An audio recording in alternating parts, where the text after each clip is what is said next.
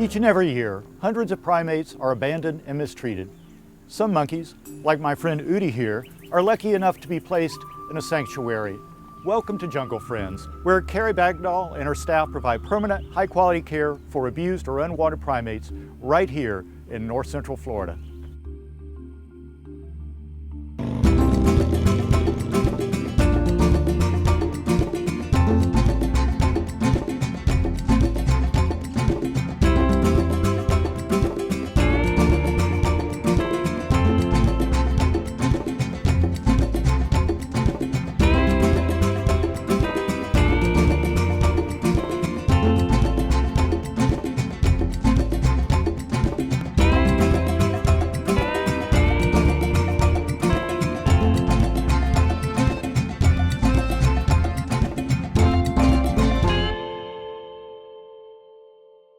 Hi, I'm Mayor Craig Lowe. Today I'll be your guide as we explore this monkey refuge. From abandoned pets to research subjects and retired entertainers, each of these animals has a story.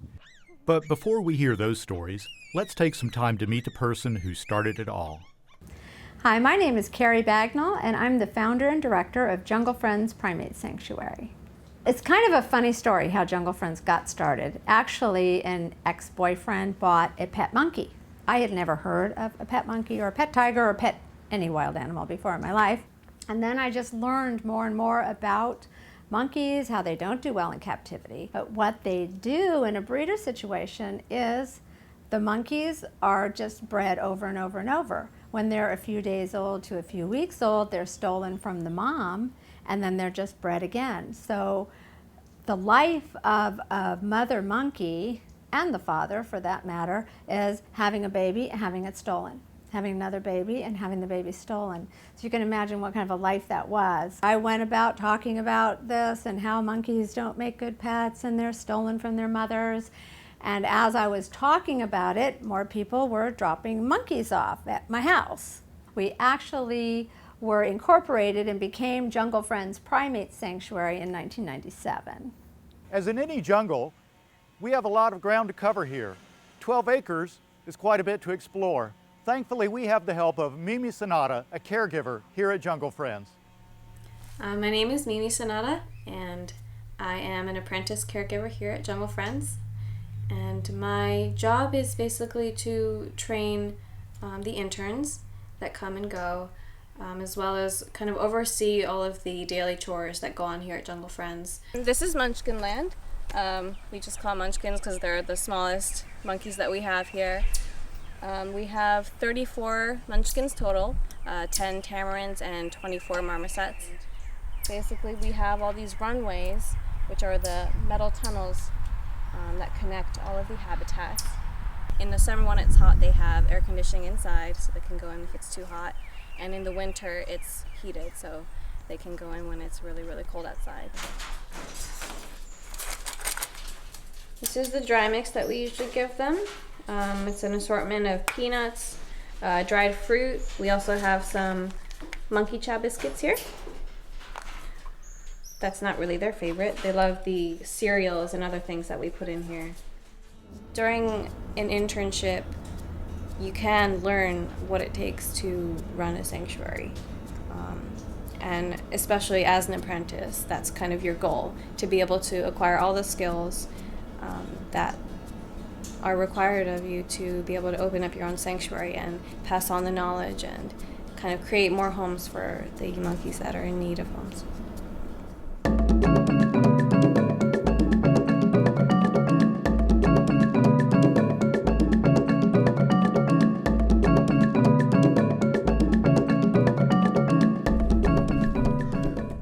So this is Tamarin Town. This is where we have 10 tamarins, and along with a couple of our marmosets that wouldn't fit in our marmoset village. It's actually the same exact setup as Marmoset Village. They have the same outdoor habitats along with the indoor cage. We are in Tamarin Town.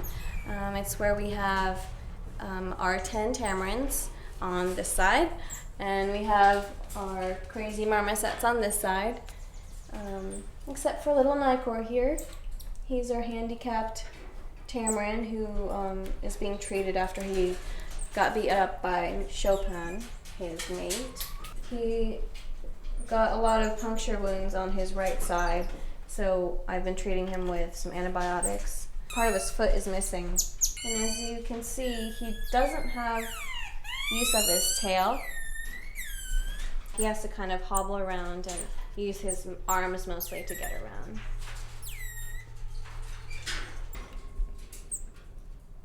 And he's screaming a lot less, which is good, but he's definitely still in pain. We play music for them because it's actually kind of an enrichment.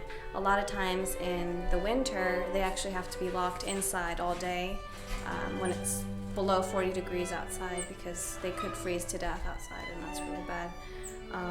So during the day, we like to play the music. It's actually kind of soothing. We have some crazy marmosets in here. They're a little bit more, I don't know, agitated than the other marmosets in Marmoset Village. So hopefully the music helps them and keeps them kind of occupied while they're in here, so it's not just dead quiet. Next, we'll visit the squirrel monkeys and brown capuchins. But first, let's test your monkey knowledge. Which species is the smallest of all monkeys? A. Marmosets, B. Tamarins, C. Capuchins, or D. Squirrel monkeys?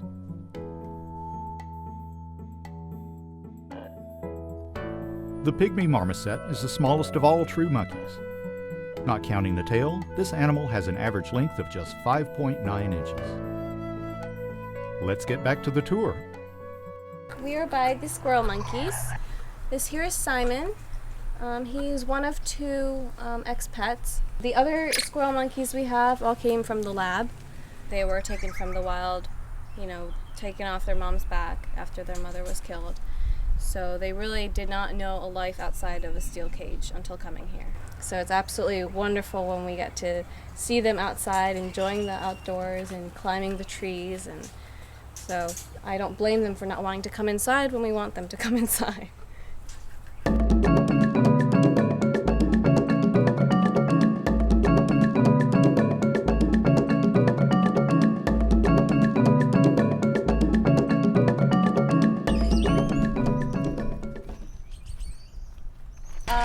This behind me is a big group we call the Motley Crew. They are a group of 22 monkeys that we rescued from a roadside zoo in Texas back in October. It was a roadside zoo that went bankrupt, had financial problems, and they had all of these capuchins that all needed a home right away. And I said no, and then they called again, and I said no, and I kept saying no, and then finally I said, okay, we'll take them. They came with, one was missing a leg, another one missing a finger, and different, problems. Elizabeth was one of the monkeys, and she had a little baby on her back, a 2-month-old baby. And when we looked in the crate, I thought the baby was dead. And I'm like, oh, get the baby out. We got the baby out, and the baby was still alive, but really dehydrated and hungry. So Mimi, who is our amazing apprentice here, took it upon herself to make sure that this baby was going to survive. And she was out there every 2 to 4 hours, bottle feeding this baby, making sure the baby was okay, going in with the other 2 monkeys, because there were actually 3 babies. When the Motley Crew arrived, the large number of the group of capuchins that arrived from Texas, I had the chance to basically take care of the 3 baby monkeys. And I spent basically all day and night with them for, weeks. But definitely they're kind of like my babies. Like, I love them very much, and so I think I have a very special bond with them.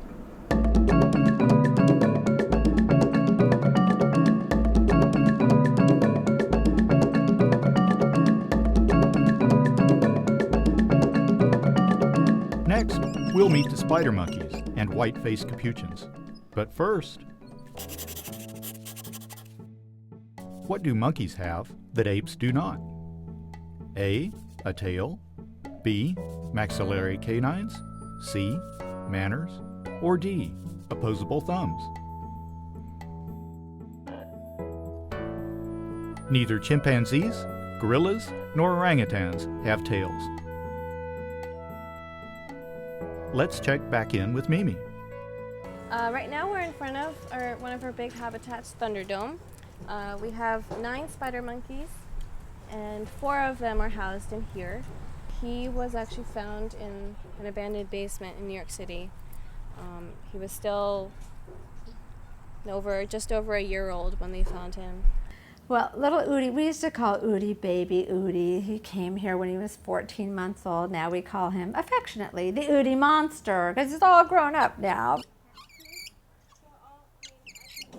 I first got a call from these people who had him. And they said that they rescued him from a man who had him in a basement. They found him with no food or water in a dark basement in New York where monkeys were illegal. I could not prepare myself to see this little tiny, skinny monkey. He had an overbite that was like this. And I think and it was he had metabolic bone disease. After he was here and we built him a nice big habitat and we're working with him outside every day, and then we had to actually sleep with him, brought him in the house every night because he was too fragile. And then we'd take him outside and work with him outside. And in, I think it was 3 days, he was walking. So that fast. It was amazing.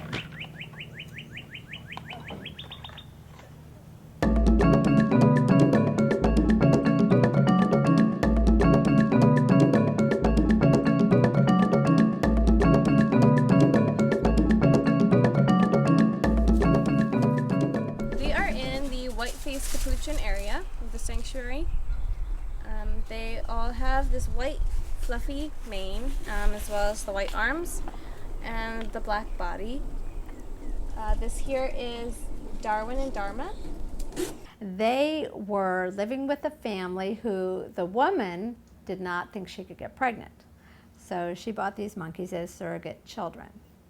Then she got pregnant. Then the monkeys started biting the children. So then the monkeys needed to come here. Darwin started self-attacking, and we weren't really sure what was going on first. He would have these horrible wounds, and we weren't sure if they were fighting or if Dharma was getting after him or what. But once he had a wound, he would just fixate on it, and he would just make it worse and worse and worse. We actually had to amputate parts of his tail twice from him chewing on his tail, part of his finger because he was chewing his finger off.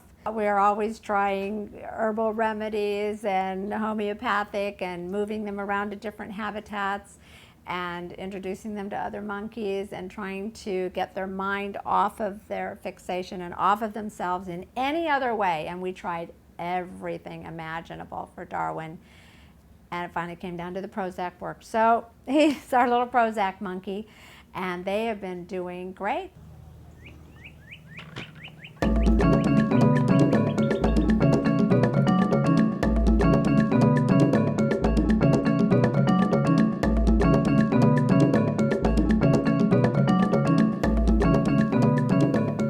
When we return, we'll learn about some unique enrichment activities for the monkeys at Jungle Friends.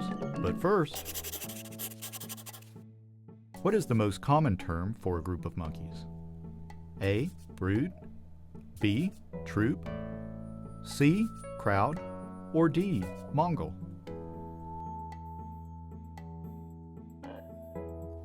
Although troop is the most common term, a group of monkeys can also be referred to as a mission.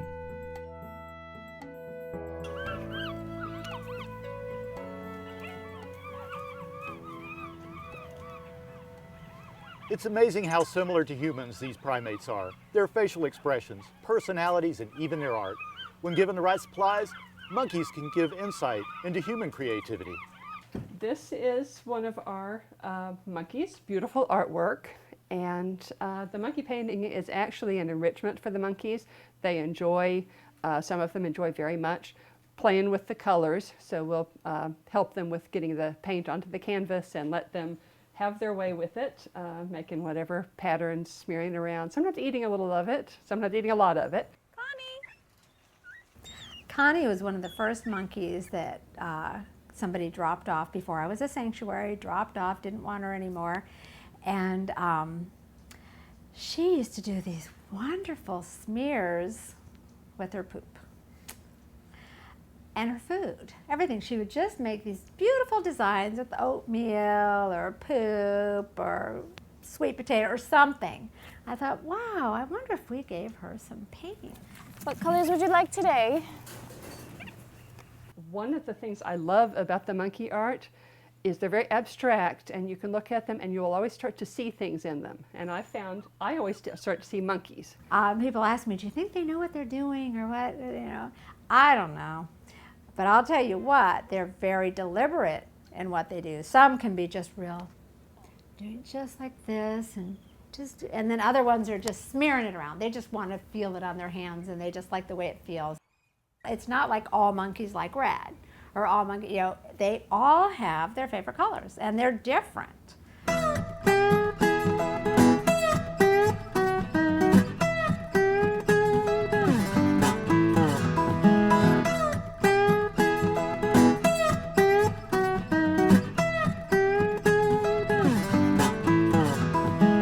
When we come back, we'll take a closer look at how some monkeys came to live at Jungle Friends. But first, it's time for some more monkey trivia. Which of the following do monkeys use as a sign of aggression? A. Grinning, B. Yawning, C. Head bobbing, or D. All of the above. What humans may perceive as signs of boredom, good humor, or agreement are most likely warnings to monkeys.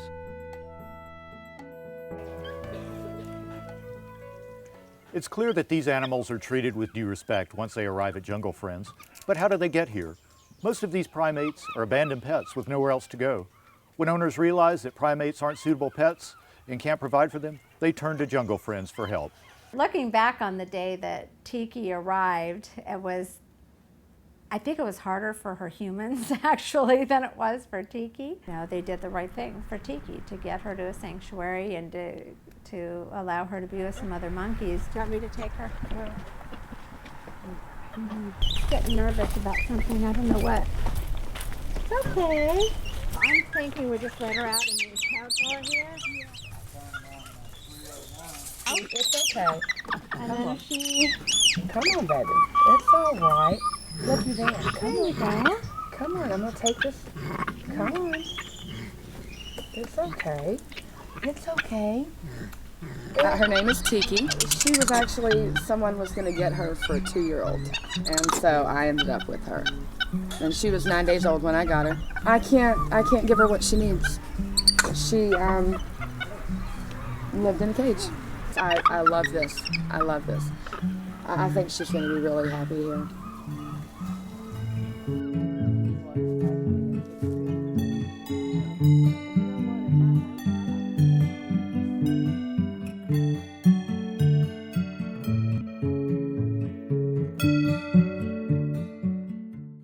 A lot of people ask me, why don't monkeys make good pets?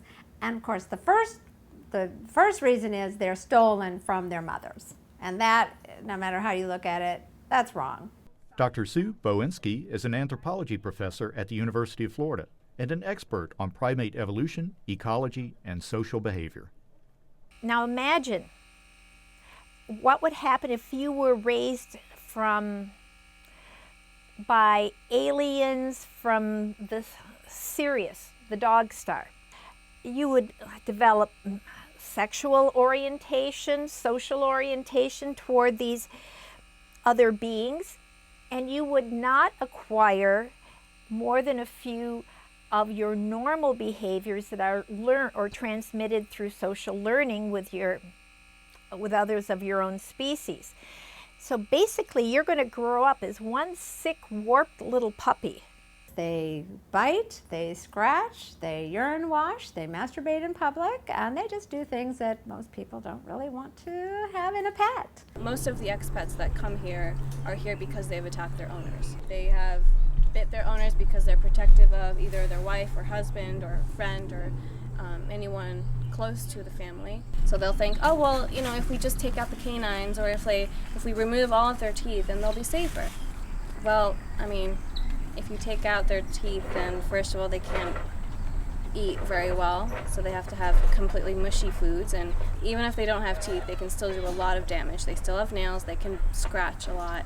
If a monkey bites someone, they want to test the monkey for rabies. And the only way to test a monkey for rabies is to decapitate them and send in their brain. So more monkeys are killed because they bit someone to test for rabies. Having a pet monkey is not only jeopardizing you and the attacks that the monkeys are going to make, because they are wild animals and they do attack and they're relentless, but they attack the wrong person, and then they're going to pay the ultimate price with their lives. When we return, Kari will show us how we can help support Jungle Friends. First, this. Which of the following species cannot grab with its tail? A. Tamarins, B. Spider monkeys, C. Squirrel monkeys, or D. Brown capuchins. If a tail has the ability to grasp or hold objects, it is known as a prehensile tail.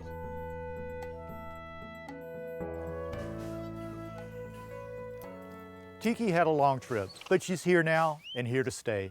She'll be taken care of by the staff at Jungle Friends while she enjoys her spacious new habitat. Habitats like this are built regularly to accommodate the growing population here.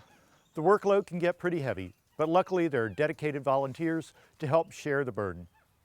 There's a big group today from UF, and my group is going to be working on the second level of a new habitat. You guys ready to be famous? Yeah, we're ready. Yes. Our goal is to get this done basically by the end of the week. And that includes not only getting all the levels up, but also putting the top on, the roof on, and all the propping inside that goes in. So, it's a pretty involved process, and it will take time, but with the help, it should be done by next week. Yeah, we're part of Alpha Epsilon Delta, and Then we're just individual volunteers. yeah. So we came out on our own accord just to help out.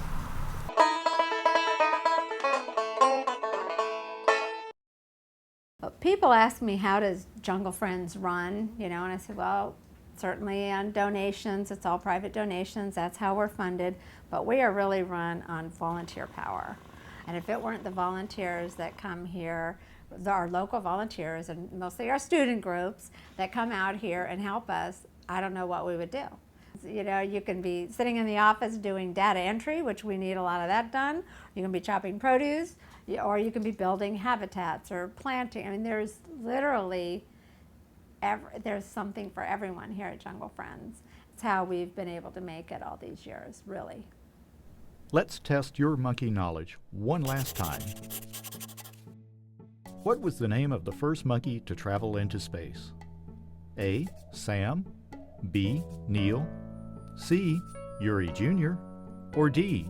Albert II? Albert II became the first monkey in space on June 14, 1949, just about 20 years before Neil Armstrong set foot on the moon. We've learned a lot today. The primates aren't good pets, and what Jungle Friends is doing to help. Now that you've seen all Jungle Friends has to offer, why not pitch in? If you're interested in volunteering, you can contact Jungle Friends by logging into their website at junglefriends.org. Everyone can make a difference, and you might just make a jungle friend.